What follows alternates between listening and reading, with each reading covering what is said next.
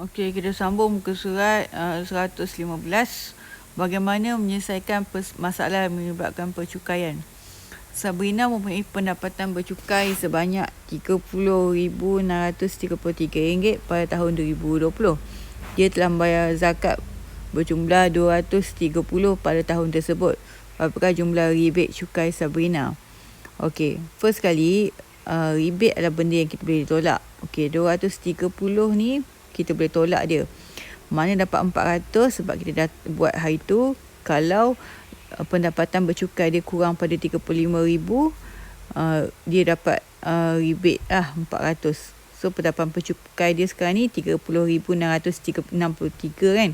Maksudnya dia kurang pada 35,000. So dia layak rebate 400. So 400 campur 230 dapat 630 lah untuk rebate cukai. Okey. Kemudian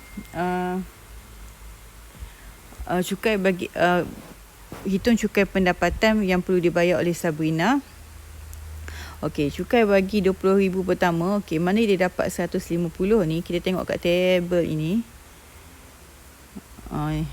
Table ini kita buat hari tu. Okey. Pendapatan dia duduk di kumpulan ni kan, di mana 35,000 pertama dia 600 cukai dia, dan seterusnya 8%. Maaf, salah kan. Bukan dia 30,000 kan, bukan duduk kat sini, duduk kat sini. Okey, sebab 30,000 kan. So 20,000 pertama dia 150, dan 15,000 berikutnya kadar dia adalah 3%. Okey, kita tengok balik soalan kita tadi. Kadar 3%.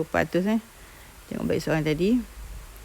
Okey. So pendapatan dia tadi 30,633, dia tolak dengan 20,000 yang pertama. Okey, jumlah tu baru darab 3%. So dapat RM318.99. So maksudnya cukai pendapatan yang perlu dibayar adalah dia kena ambil 150 ni tambah dengan RM318.99 ni, tolak rebate iaitu 630. Rebate yang kita kira dekat A tadi.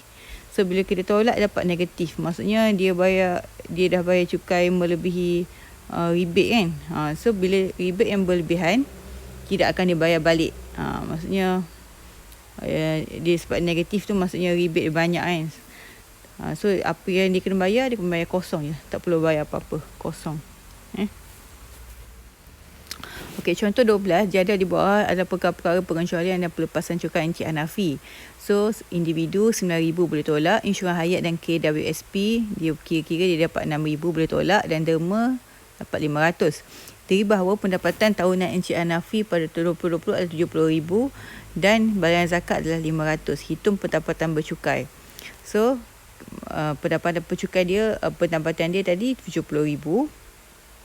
Dia kena tolak dengan derma perpustakaan, kena tolak dengan KWSP, kena tolak dengan individu punya rebate pelepasan lah.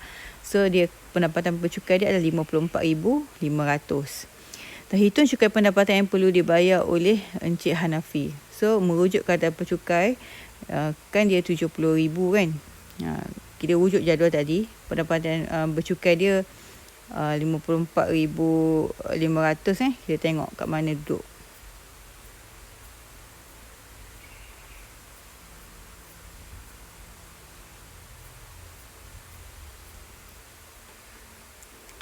Okey, kat sinilah.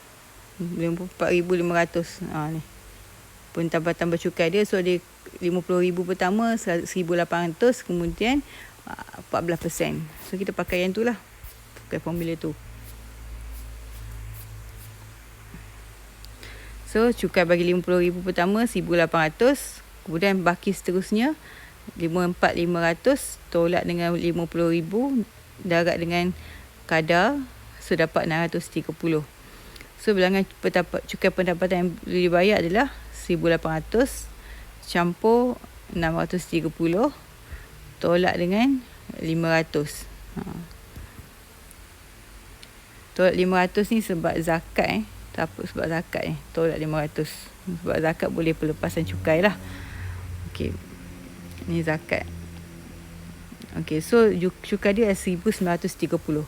Pelepasan cukai ditolak daripada pendapatan tahunan, rebate cukai ditolak daripada cukai pendapatan. So pelepasan cukai ditolak daripada pendapatan tahunan, rebate pula ditolak daripada cukai pendapatan yang dikenakan. Perbezaan antara pelepasan cukai dengan rebate cukai. Okey, ni pelepasan cukai. Rebate cukai tu ni bayar zakat. Kat sini rebate cukai zakat je, tak ada benda lain. Okey, seterusnya muka surat 117. Encik Kor telah menggunakan 650 kilowatt per jam elektrik pada bulan November. Diberi bahawa penggunaan melebihi 600 kilowatt akan dikenakan cukai perkhidmatan sebanyak 6%. Jada di bawah menunjukkan bil elektrik rumah kediaman Kor pada bulan November. Itu nilai X dan nilai Z. Okey, untuk dapatkan nilai X, awak kena ambil blok purata darab dengan kadar 0.334 ni, awak dapatlah 33.4. So untuk Y, awak kena ambil 300 darab dengan 0.516, awak dapat 154.80. And then untuk Z, awak ambil 50 darab dengan 0.546, awak akan dapat RM27.30. Okey, kemudian B, hitung jumlah bayaran yang tidak dikenakan cukai perkhidmatan. Okey, dia kata kalau melebihi 600 kilowatt per jam barulah dikenakan cukai perkhidmatan. So tengok ni. Okey, yang mula diguna ni 200 lepas tu campur 100, 300, lepas tu campur 300 lagi 600. So sampai sini dah 600. So lebih pada ni baru dikenakan cukai. So yang tidak dikenakan adalah awak kena tambah lah RM43.60, RM33.40 dengan RM154.80. Okey, tambah semua ni. So dapat RM231.80 yang tidak dikenakan sebab tiga-tiga ni tak sampai 600 kilowatt lagi. Okey, C, hitung cukai perkhidmatan yang dikenakan. Okey, so yang ni baru kira yang ni lah baru kira lebih pada 600 kilowatt kan. So awak kena ambil RM27.30, awak darab dengan 6% cukai perkhidmatan, awak dapatlah RM1.64.